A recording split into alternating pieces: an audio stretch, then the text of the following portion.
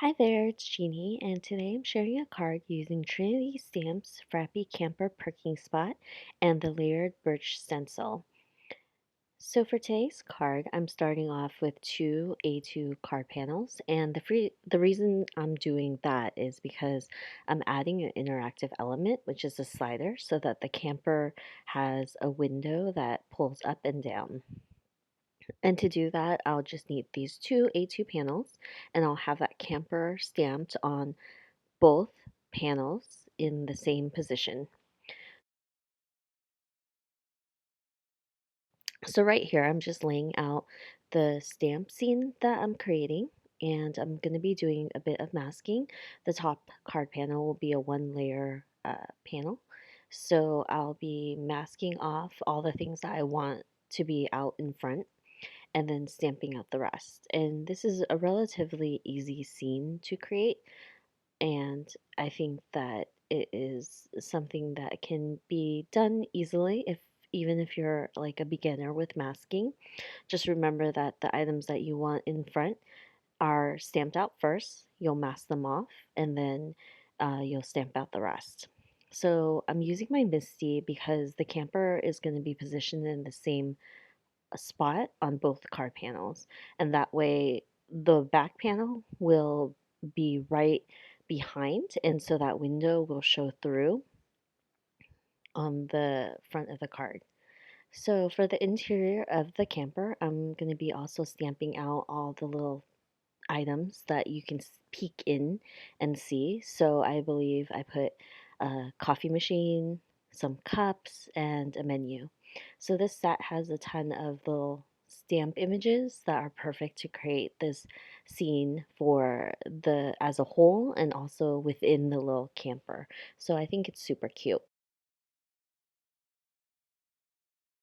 So I'm just carefully stamping out all of the additional items, and once I'm done, I'm going to be focusing on the main card panel. So I had cut out all the masks for everything that I've stamped out, and I'm going to be using Trinity's Blending Buddy brushes to blend some distress inks to color in this scene very easily. And I really like these blending brushes because they have a pointy tip so I can get in little crevices, especially because I'm using the stencils that have the birch pattern on it, and those are very small spaces, so it really helps. So I'll have all the colors I use listed down below in case you're curious. But I just go ahead and quickly blend that grass area, and for the birch stencil, you'll see that these little spaces are very tiny. So that pointy tip really helps me blend in the color in the little crevices, especially in the little branches.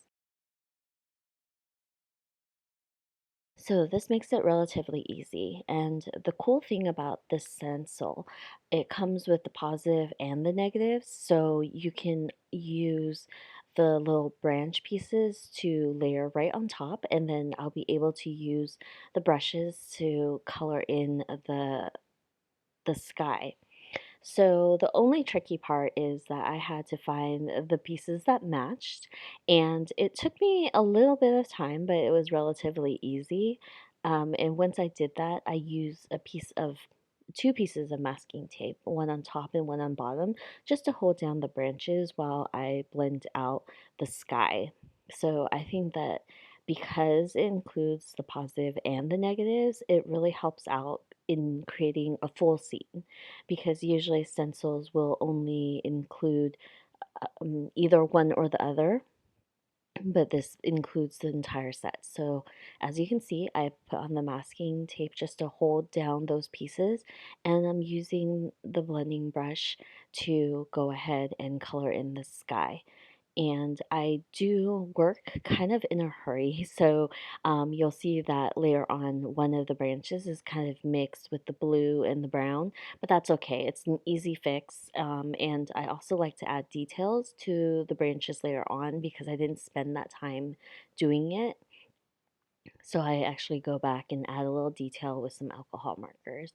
But it's really easy to blend. I am using Bristol Smooth for my top card panel, so it makes it even easier to blend. But I find that the blending buddies give a very soft look to everything, and I really like it.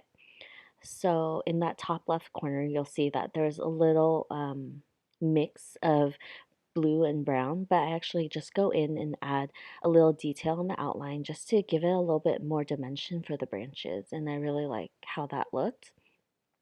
And I also cleaned up any spots that I might have missed and had some white space. So it was really easy to do and it was no big deal.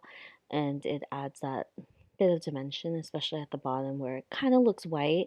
I just didn't spend that time to blend it out, but that's okay because we'll be adding some detail later on. I'm going to go ahead and color in the rest of the scene, and I will be using Copic markers to do so. All the colors that I use will be listed down below in case you want to replicate them. I try to leave the marker tips or the caps on top so you can see what colors I'm using. But of course, I sped this up because if we were here watching me color, we'd be here for a while because I kind of am very slow at coloring, but I try to keep all my coloring pretty simple. Here I'm just adding a little bit of detail to the grass because I felt that it was a little flat, so I wanted to add a bit of texture to the ground and add little shadows where the camper sits and where the sign is and where the two people are standing. So I went in coloring, not really picking out a color scheme ahead of time, and I apparently went with a wooden trim for this little camper, mixed with pink accents, and it's a pink and white camper with wooden accents. So sometimes I like to plan things out, and sometimes I don't. In this case, I did not plan to have a pink hamper, and it just happened to turn out this way, and it looked fine. I liked how the wooden accents on the camper kind of matched the trees in the background. It really ties everything together. The idea behind this is because the die actually that coordinates with this Frappy Camper stamp set cuts out that little window. And so that gave me the idea of having this little camper that can open and close. Like if a store closes down for a food truck, they always like close their windows and close up shop basically. So that led me to this idea of creating a slider card for this little camper. And I understand that the space is very little, but I think that it makes it to be kind of a surprise element for anyone who's receiving this card. It's just a cute surprise for anyone. And you don't really expect to be able to see inside the camper. And if you do, there's no like door that closes or whatever. So I just wanted to add this interactive element to it. For the sign, I also make it pink, and I try to, when I color, I usually try to use the same color scheme so everything's kind of cohesive. And sometimes that doesn't work out so well for me because I'm just not really good at picking colors. And this happens to work out. And I think I went with some blues, which kind of matched the sky, and then added some pink elements to the coffee cup, and the little muffin that he is holding matches all the wooden accents and the branches behind. And I find that using the a similar palette for the entire scene of the card really helps make everything look like a cohesive scene. So once I finish coloring up these little characters, I will go ahead and move on to the interactive portion. But I really think that the birch stencil really creates that scene behind them, and it almost looks like they are in the woods hanging out, getting a cup of coffee. As unrealistic as that might sound, but I think it's cute. And this set is an exclusive Trinity stamp set. collaboration with the coffee loving card makers, and there's a blog hop going on right now. So if you stop by, leave a comment, you'll have a chance to win a gift card. There's a lot of inspiration and different use of the stamp set, so I encourage you to hop along just to see what other people come up with. So here, this is the second card panel, and I'm only coloring the inside of the little camper.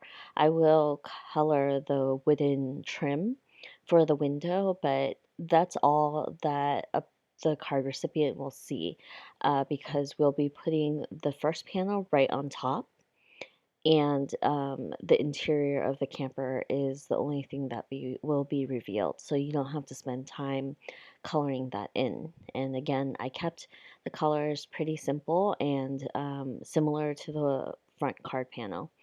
The only thing that I kind of regretted was doing the blue inside because it almost looks like it's a see-through camper, but I think that there's enough difference in the color that it's okay. So for the first card panel, I use an X-Acto knife and a pair of scissors just to cut out that little window. Because the die cuts out the whole camper, that would completely ruin the scene. So I just had to do it manually with a pair of scissors, and there's no big deal. Here, I'm just I'm just taping everything down with washi tape to make sure that it lines up properly, and I'm actually trimming this down so I can put this into a regular A2 envelope.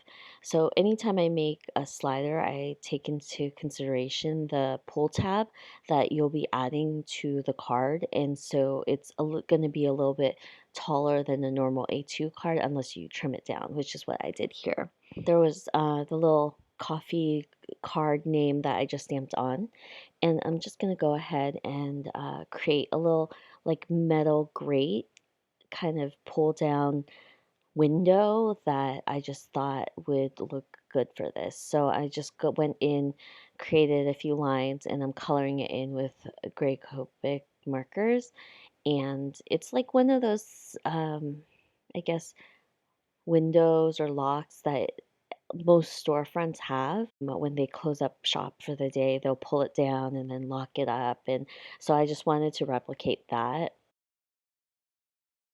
So I just color that in, and that's basically what I end up with. It'll be going up and down to open the the camper window. So with my foam tape, I'll go around and add just one layer of foam tape. That's all I need because this slider isn't very thick. It's just cut from a regular piece of cardstock.